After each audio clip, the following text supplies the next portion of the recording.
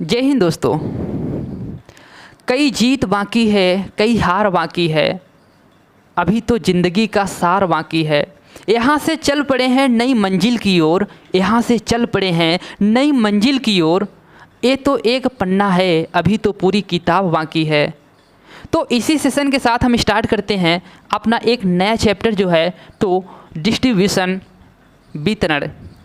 तो वितरण के बारे में समझेंगे। इससे पहले मैं जो 3 चरण होते हैं सप्लाई सिस्टम के, जनरेशन, ट्रांसमिशन और डिस्ट्रीब्यूशन, तो इन 2 चरण को मैं पहले ही इससे पहले क्लास में मैं ले चुका हूँ क्लासेस।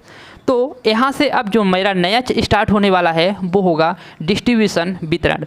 तो डिस्ट्रीब्यूशन, वितरण होता क्या है, इन सभी प्रोसेस को किन किन प्रोसेस से गुजर कर हमारे घरों में जो मीटर में सप्लाई आती है तो वो कैसे आती है, क्या क्या इसके प्रोसेस होते हैं, और कॉम्पिटिटिव एग्ज़ाम की दृष्टि से जो हमारे लिए फोकस करेंगे, जो इम्पोर्टेंट होता है, महत्वपूर्ण होता है, उन पर हम विशेष गौर करेंगे।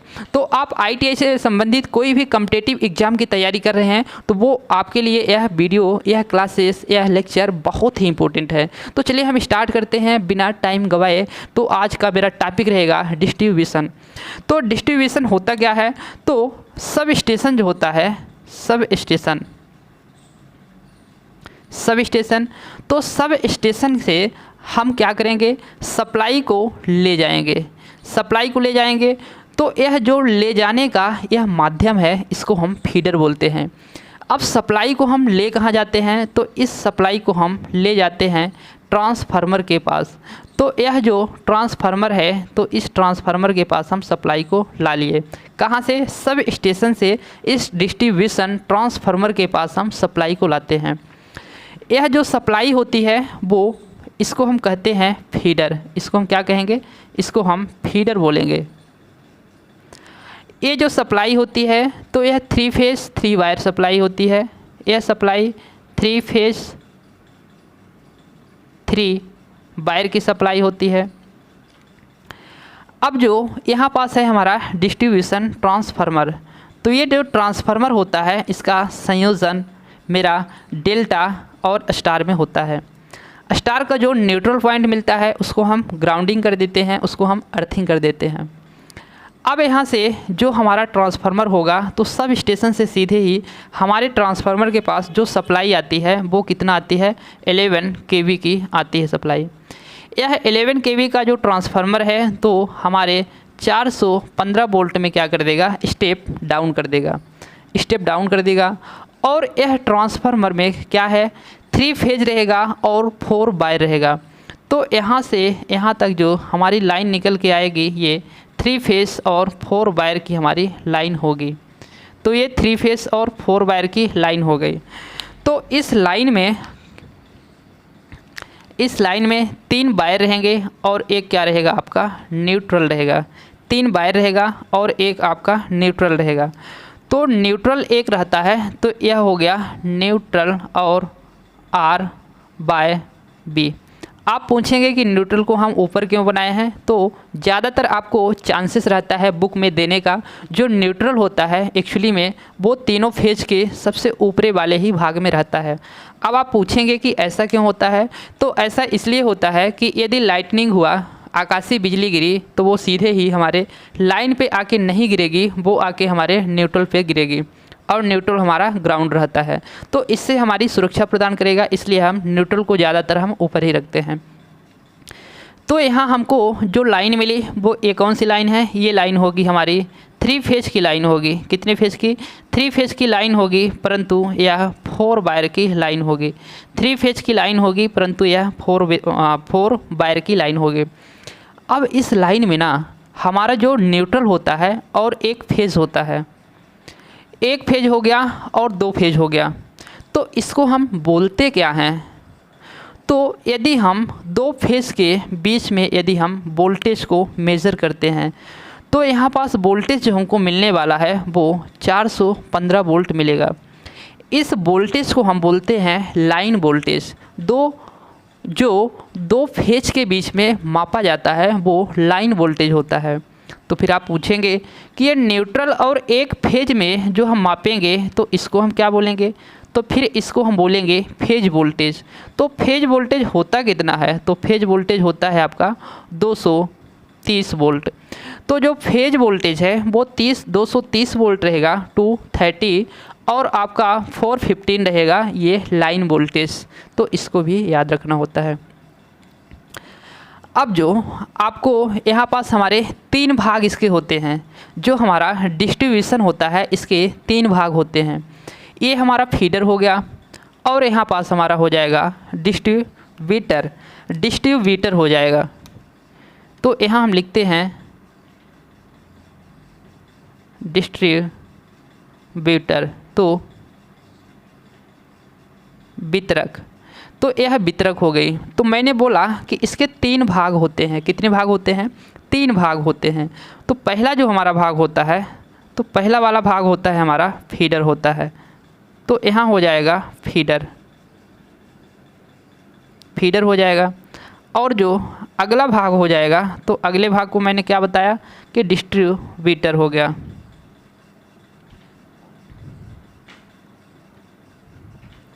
डिस्ट्रीब्यूटर तो वितरक हो गया। और जो तीसरा भाग होता है, इसका तीसरा चरण होता है, वो होता है सर्विस मैन होता है। वो होता है सर्विस मैन।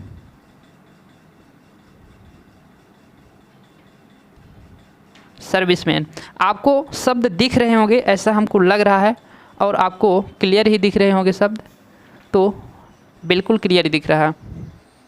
ओके, तो ये हो गया आप मेरा सर्विस लाइन, फीडर हो गया, डिस्ट्रीब्यूटर हो गया, और यहाँ पास सर्विस लाइन हो गया। सर्विस लाइन को आप, सर्विस मैन को आप सर्विस बायर भी लिख सकते हैं, यहाँ पास सर्विस बायर भी लिख सकते हैं, इसके स्थान पे सर्विस बायर भी लिख सकते हैं, कोई दिक्कत नहीं, आप सर्विस बायर भी लिख सकते हैं। अब इसमें होता क्या है, जो मेरा फीडर है ना, तो फीडर के बारे में समझेंगे, और यहाँ पास डिस्ट्रीब्यूटर के बारे में समझेंगे, और वितरक के, और यहाँ पास जो सर्विस मैन है इसके बारे में समझेंगे हम। सर्विस मैन जो होता है, तो हमने क्या किया कि इस डिस्ट्रीब्यूटर को यहाँ पास थोड़ा इरेज करके, अपनी आवश्यकता अनुसार इरेज करके, इसको मैं इसके ऊपर लिख देता हूँ, इसके ऊपर लिख देता हूँ डिस्ट्रीब्यूटर लाइन। अब यहाँ पास तीसरा वाला भाग कहाँ गया, जो आपको दिख नहीं रहा, वो तीसरा वाला भाग ये क्या हो गया, पोल हो गया। ये पोल है। ओके, इस तरह पोल लगे होते हैं, तब तो हम ट्रांसमिशन, इस डिस्ट्रीब्यूशन लाइन को हम आगे बढ़ा पाएंगे। तो इस पोल के बीच में क्या हो गया, यहाँ उपभोक्ता का घर हो गया, ये कंज्यूमर का घर हो गया, और उपभोक्ता के घर में क्या लगा है, एनर्जी मीटर लगा है, यहाँ पास ऊर्जा मीटर लगा है, ऊर्जा मीटर लगा है। इस ऊर्जा मीटर में सप्लाई को हमको लाना होता है, तो सप्लाई हम कहाँ से लाएंगे, तो सप्लाई हम लाते हैं इसको इस ऊर्जा मीटर में। एक तो हमने न्यूट्रल से ले लिया, ये न्यूट्रल से ले लिया, और दूसरी सप्लाई को मैंने यहाँ पास इस फेज से ले लिया। तो ये 2 फेज की मैंने सप्लाई ले लिया, और यहाँ पास ऊर्जा मीटर में दे दिया कंज्यूमर के घर में। तो ये जो हम एक छोटे वायर की सप्लाई को लाए हैं इस डिस्ट्रीब्यूशन लाइन से, और उपभोक्ता के एनर्जी मीटर तक, यह जो लाइन कहलाएगी वो आपकी होगी सर्विस मेन लाइन। यह लाइन ज़्यादा बड़ी नहीं होती, ये लाइन ज़्यादा बड़ी नहीं होती, यह 35 से 45 मीटर की दूरी की होती है, और यह केबल के माध्यम से आती है, केबल के माध्यम से आती है। इसी को हम बोलते हैं सर्विस मेन लाइन या सर्विस वायर लाइन। अब हम स्टार्टिंग से समझते हैं कि ये फीडर क्या होता है, और यहाँ पास डिस्ट्रीब्यूटर क्या होता है, और ये सर्विस मेन लाइन क्या होता है। तो फीडर को हम समझते हैं। आपको यहाँ पास मात्र और मात्र समझना है। इसकी जो नोट्स है तो मेरे टेलीग्राम में लवकुश प्रजापति ऑफिशियल, लवकुश प्रजापति ऑफिशियल, ये कहाँ मिल जाएगी, टेलीग्राम में आपको यहाँ नोट्स मिल जाएगी। आप यहाँ नोट्स बिल्कुल ले सकते हैं, मेरे द्वारा लिखी गई साफ़ सुथरा शब्दों में और स्पष्ट पूरा सही तरीके से लिखा गया है, वहाँ पास से आप बिल्कुल ज्वाइन करके इस नोट्स को ले सकते हैं। तो आपको यहाँ समझना है, नोट्स में आपको दिया है वहाँ से आप रिवाइज कर सकते हैं। नोट करना चाहते हैं तो नोट कर सकते हैं, कोई दिक्कत नहीं हमको। तो फीडर क्या होता है, फीडर को हम समझते हैं। जो फीडर होता है ना आपका 3 फेज 3 वायर होता है। इसके डेफिनेशन बोले हम तो फीडर क्या होता है, तो सब स्टेशन से डिस्ट्रीब्यूशन या डिस्ट्रीब्यूटर वितरण ट्रांसफार्मर तक जो शक्ति, विद्युत शक्ति को 3 फेज 3 वायर की लाइन को ले जाता है, वह क्या कहलाता है, वह फीडर कहलाता है। सब स्टेशन से डिस्ट्रीब्यूटर ट्रांसफार्मर तक जो ऊर्जा को, शक्ति को 3 फेज 3 वायर की लाइन को ले जाता है, वह फीडर कहलाता है। अब फीडर में कुछ चीज़ें आपको याद रखनी होती है। फीडर से हम क्या टिपिंग लेते हैं, फीडर से क्या टिपिंग लेते हैं, हम किसी प्रकार की टिपिंग को नहीं लेते हैं। तो फीडर से हम किसी प्रकार की टिपिंग नहीं लेते। क्यों? क्योंकि यहाँ पास जो लाइन है वो कितना है, 11 kV की लाइन है। और 11 kV की डिस्ट्रीब्यूशन लाइन में 11 kV की लाइन किसी उपभोक्ता को ज़रूरत नहीं पड़ती, क्योंकि उसके घरों में इस रेंज की, इस वोल्टेज के रेंज की कोई उपकरण, इक्विपमेंट नहीं होते हैं। तो यहाँ से किसी प्रकार से टिपिंग को नहीं लेते हैं। तो फीडर में आप रखना है, याद आपको रखना है कि नो टिपिंग। नो टिपिंग का मतलब किसी प्रकार से यहाँ पास टिपिंग नहीं लेते हैं। दूसरी चीज़, जब यहाँ हम इस लाइन में टिपिंग को नहीं लेंगे तो यहाँ जो धारा का मान होगा, यहाँ पास होगा, यहाँ पास होगा, यहाँ पास होगा, तो पूरे फीडर लाइन में धारा का मान एक समान होगा। क्योंकि मैंने यहाँ कहीं से टिपिंग नहीं लिया, तो फिर धारा का मान एक समान होता है यहाँ पास। तो इसमें धारा का मान, जो करंट का मान होगा वो क्या होगा, सेम होगा। पूरे फीडर में करंट का मान सेम होगा।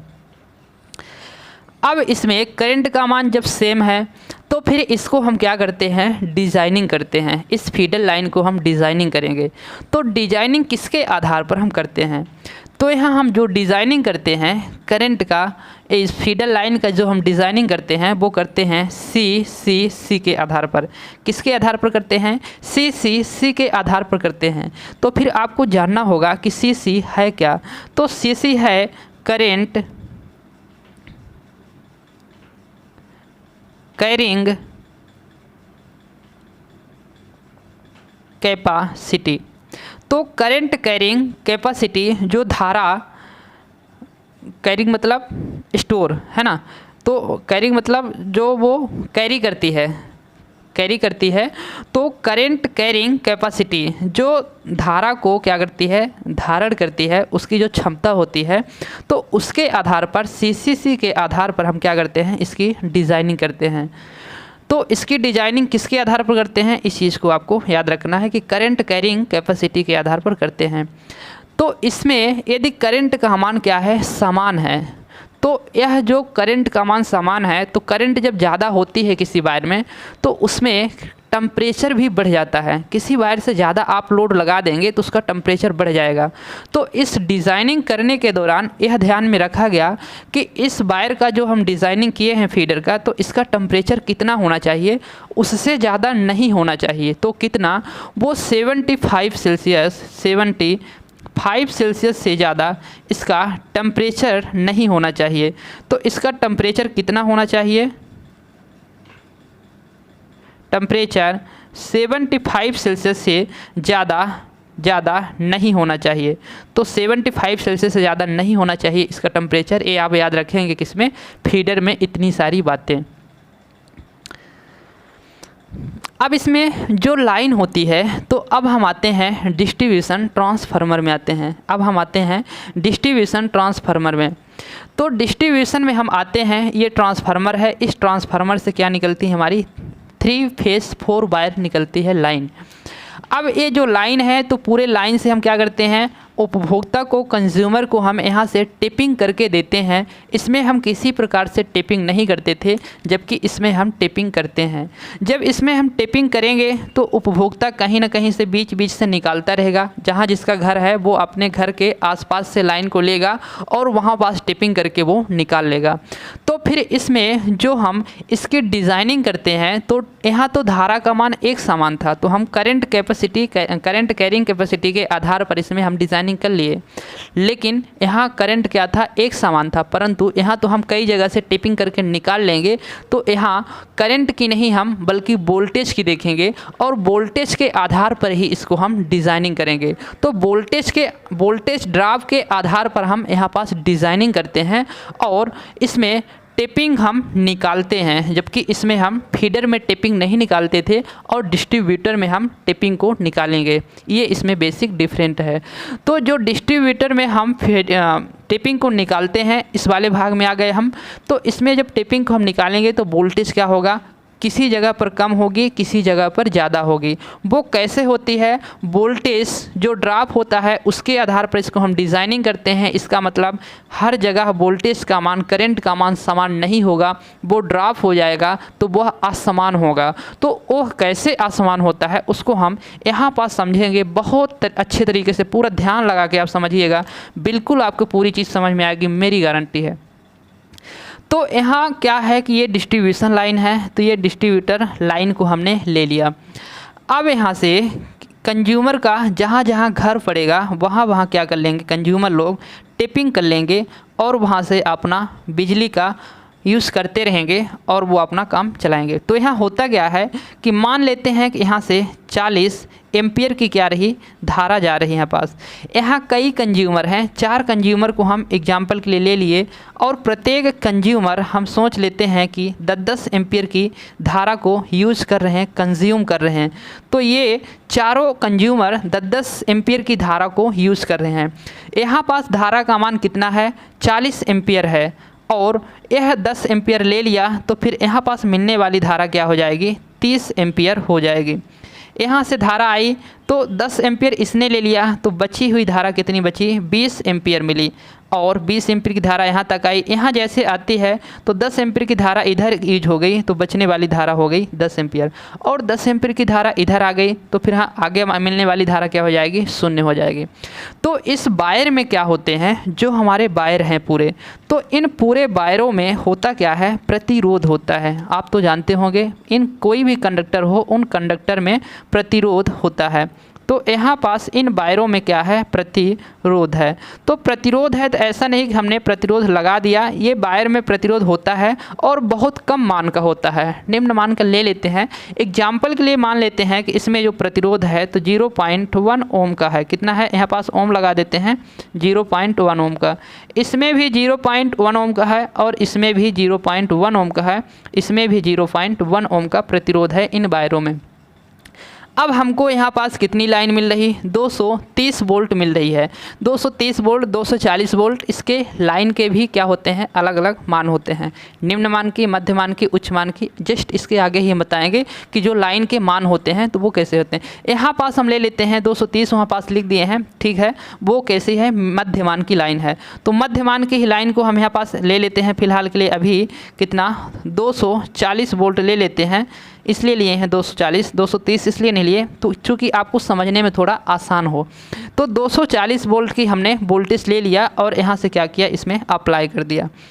तो यहाँ 240 वोल्ट की हमको क्या मिल गई, वोल्टेज मिल गई, 240 वोल्ट की वोल्टेज मिल गई। इस वायर का क्या है, प्रतिरोध है 0.1 ओम और यहाँ पास क्या है, 40 एम्पियर की धारा प्रवाहित हो रही। तो जो हम वोल्टेज को निकालते हैं V बराबर आई आर को जब हम निकालते हैं तो यहाँ I का मान कितना है, 40 एम्पियर है और R का मान कितना है, 0.1 ओम है। तो हमको जो मिल गया यहाँ पास, तो कितना मिल गया, टोटल यहाँ पास 4 वोल्ट मिल गया। कितना मिल गया, 4 वोल्ट मिल गया। यानी यह प्रतिरोध ने 4 वोल्ट को ड्रॉप कर लिया। तो ये 40 एम्पियर की धारा थी, तो इसने 4 वोल्ट को क्या कर लिया, सॉरी 240 वोल्ट यहाँ वोल्टेज थी, तो 4 वोल्ट को क्या किया, ड्रॉप कर लिया। तो इस लाइन पे इसने 4 वोल्ट को ड्रॉप कर लिया, तो इस 240 में से यहाँ पास जो मिलने वाली वोल्टेज होगी वो कितना मिलेगी हमको, इसमें से इतना आप माइनस कर देंगे तो 236 वोल्ट हमको मिल गई। यहाँ पास मिलने वाली क्या हो जाएगी, 236 वोल्ट हो जाएगी। अब यह प्रतिरोध भी क्या करेगा, ड्रॉप करेगा। तो इस प्रतिरोध का मान हमने माना 0.1 ओम है, और इस लाइन में मिलने वाली धारा का मान कितना है, 30 एम्पियर है। तो यहाँ पास हम वोल्टेज का ड्रॉप को देखेंगे, तो वोल्टेज का ड्रॉप देखते हैं तो 0.1 गुणे और ले लेते हैं कितना, 30 ले लेते हैं। तो हमको जो फाइनली मिलेगा यहाँ पास तो 3 आ जाएगा, 3 वोल्ट। तो यहाँ पास भी वोल्टेज का ड्रॉप कितना हो गया, 3 वोल्ट हो गया। तो इस 236 में से 3 वोल्ट को हम ड्रॉप करा दिए तो घटा देंगे, तो 236 वोल्ट से जो यहाँ पास आगे मिलने वाली वोल्टेज होगी वो होगी मेरा 236 से 3 घट गया तो 233 वोल्ट मिलेगी। कितना मिलेगी, 233 वोल्ट मिलेगी। अब यहाँ पास वोल्टेज कितना है मेरी, 233 वोल्ट है। अब इस 233 वोल्ट से इस वायर में जो एम्पियर आ रही, कितनी आ रही करंट, तो 20 एम्पियर आ रही, और यहाँ पास 0.1 ओम का प्रतिरोध लगा है। तो इसको भी हमने क्या कर दिया, 20 से 0.1 ओम का गुणा कर दिया, तो जो हमको फाइनली मिला यहाँ 2 मिला। तो यह प्रतिरोध भी 2 वोल्ट को ड्रॉप कर लिया। तो 233 से 2 माइनस कर दिए, तो इसमें मिलने वाली जो वोल्टेज होगी वो होगी 231 वोल्ट। यहाँ 10 एम्पियर की धारा है, 0.1 ओम का है, तो इसको हम फाइनली गुणा करने पर हमको जो मिला तो कितना मिला, फाइनली 1 वोल्ट मिला। तो 1 वोल्ट इसने भी ड्रॉप कर लिया। तो कितना हमको यहाँ पास मिलने वाली वोल्टेज होगी, 230 वोल्ट होगी। तो 230 वोल्ट हमको यहाँ पास मिला। मेरी स्टार्टिंग में जो थी उपभोक्ता मान लेते हैं, यहाँ मेरे दोस्त का क्या है, यहाँ पास घर है, और एक मेरे दोस्त का यहाँ पास घर है। तो इसने बोला कि मेरी यहाँ तो लाइट बहुत तेज़ आती है। तो हम बोलेंगे भाई तुम्हारे यहाँ तो वोल्टेज बहुत ज़्यादा आता है, इसलिए तुम्हारे यहाँ लाइट तेज़ जलती है। इसने फ़ोन लगा के हमको बोला कि भाई मेरे यहाँ तो लाइट बहुत धीरे जलती है। तो मैं बोलूँगा कि तुम वहाँ घर ही क्यों इतना दूर बनवाए हो, या फिर अपने पास में एक सब स्टेशन लगवा लो भाई, ट्रांसफार्मर लगवा लो, तो तुम्हारे घर में भी पास तेज़ लाइट जलेगी। तो वजह यही होती है कि जो दूर होती है वहाँ पास वोल्टेज का क्या हो जाता है, ड्रॉप हो जाता है। इस प्रकार से देख रहे हैं कि 240 वोल्ट मैंने स्टार्टिंग में भेजा, और हमको वहाँ कुछ दूर जाते जाते कितना वोल्ट मिल गया, यहाँ पास 230 वोल्ट मिला। मतलब यहाँ पास वोल्टेज भी क्या हो गया, ड्रॉप हो गया। तो इस तरह दूर जब रहेगा तो वोल्टेज का ड्रॉप होगा। अब यहाँ वोल्टेज का ड्रॉप हो गया, तो इसी के आधार पर हम इस डिस्ट्रीब्यूटर का क्या करते हैं, डिज़ाइनिंग करते हैं। वोल्टेज ड्रॉप के आधार पर डिस्ट्रीब्यूटर का हम डिज़ाइनिंग करते हैं। तो इसमें यह चीज़ पूरा हम इसलिए समझाएं ताकि आपको यह समझ में आए कि जो डिस्ट्रीब्यूटर का डिज़ाइन किया जाता है वो किसके आधार पर किया जाता है, वोल्टेज ड्रॉप के आधार पर किया जाता है। इसको हम अब आसानी से इरेज कर सकते हैं। आप इस चीज़ को समझ गए होंगे, या फिर इसको आप समझने के लिए कुछ रखना चाहते हैं तो स्क्रीनशॉट ले सकते हैं कि आप इसको समझने के काम में आएगा, ऐसा सोचते हैं आप तो स्क्रीनशॉट बिल्कुल ही ले सकते हैं। ओके, ले लिए होंगे, हम डिलीट करते हैं, इसको आप इरेज करते हैं। तो यहाँ पास जो डिस्ट्रीब्यूटर होता है तो उसका डिज़ाइनिंग मैंने कब कैसे कर दिया, इसकी डिज़ाइनिंग मैंने कर दिया किसके आधार पर, वोल्टेज ड्रॉप के आधार पर। और इसमें क्या हमको बातें याद रखनी होती है डिस्ट्रीब्यूटर में, तो डिस्ट्रीब्यूटर में जो हमको बात याद रखनी होती है, तो इस लाइन में डिस्ट्रीब्यूशन की जो लाइन होती है तो इसमें वोल्टेज का क्या होता है, फ्लक्चुएशन होता है, घटता बढ़ता रहता है। तो वोल्टेज जो यहाँ कितना भी ड्रॉप होगा तो डिस्ट्रीब्यूशन लाइन में आपका ±6% से अधिक वोल्टेज ड्रॉप नहीं होना चाहिए। ये मैं ट्रांसमिशन स्टार्ट किया था तब भी बताया था। तो ±6% से अधिक वोल्टेज ड्रॉप डिस्ट्रीब्यूशन में नहीं होना चाहिए, और ट्रांसमिशन के लिए मैं बताया था ±12% बताया था। ट्रांसमिशन में इससे ज़्यादा वोल्टेज ड्रॉप नहीं होनी चाहिए। और यदि हम बात किए थे उसमें फ्रीक्वेंसी को, तो वो जो आवृत्ति होती है वो ± आपकी 3% हो सकती है, उससे ज़्यादा उसमें वोल्टेज का फ्रीक्वेंसी का कम ज़्यादा नहीं होना चाहिए वैल्यू मान। तो यहाँ हम फ्रीक्वेंसी को लिखते हैं, यदि फ्रीक्वेंसी को तो ±3% की बात करते हैं तो वैसे रहती कितनी है, 50 रहती है। 3% हम बढ़ा देंगे तो 51.5 आ जाएगा, और 3% हम माइनस कर देंगे तो 48.5 आ जाएगा।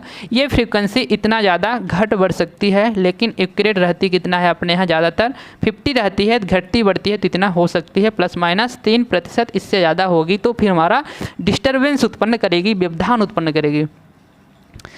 तो डिस्ट्रीब्यूटर में हमको क्या देखने को मिला, इसकी जो डिज़ाइनिंग है तो डिज़ाइनिंग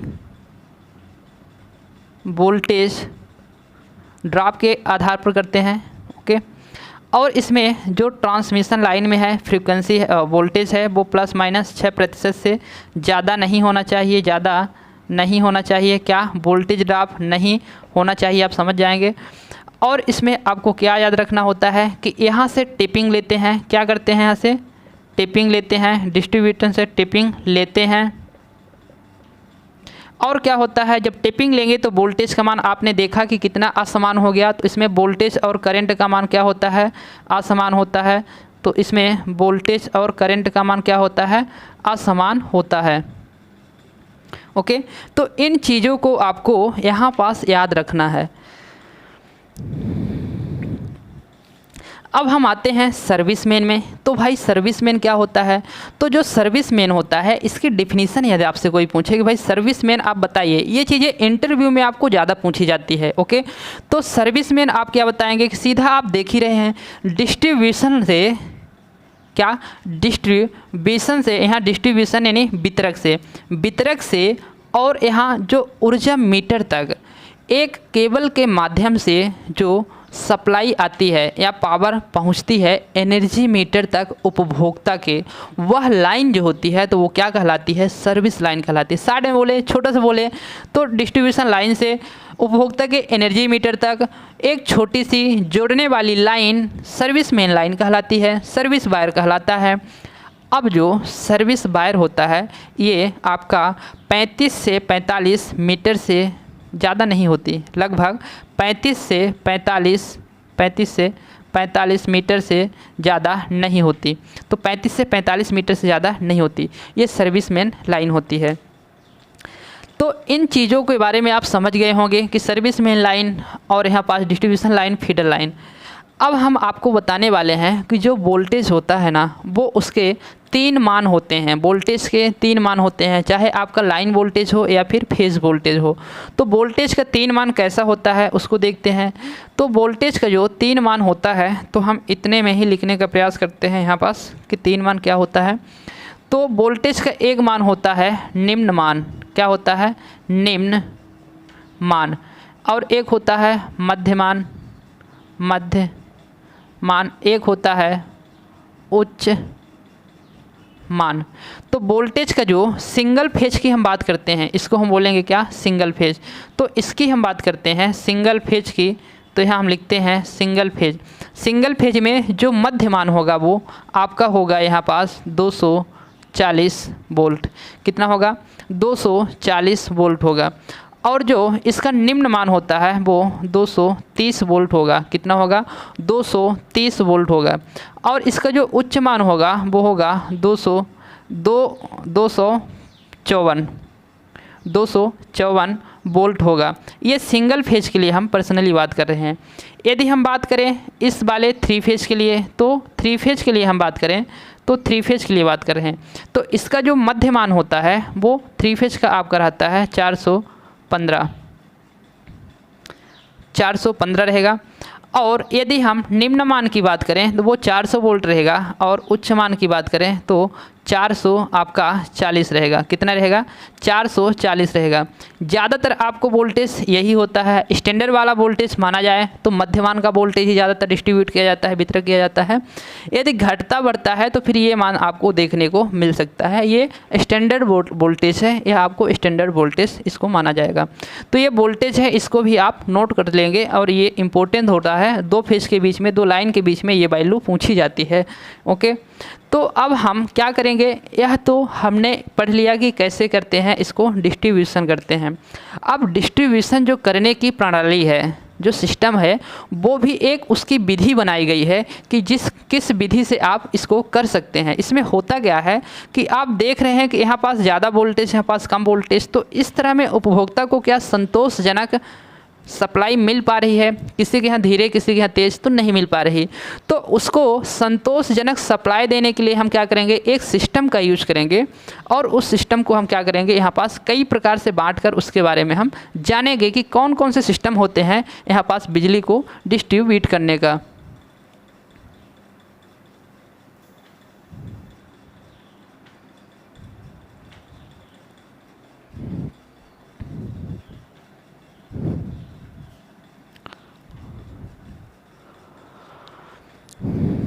ओके, तो स्टार्ट करते हैं बिजली को डिस्ट्रीब्यूट करने का जो सिस्टम होते हैं।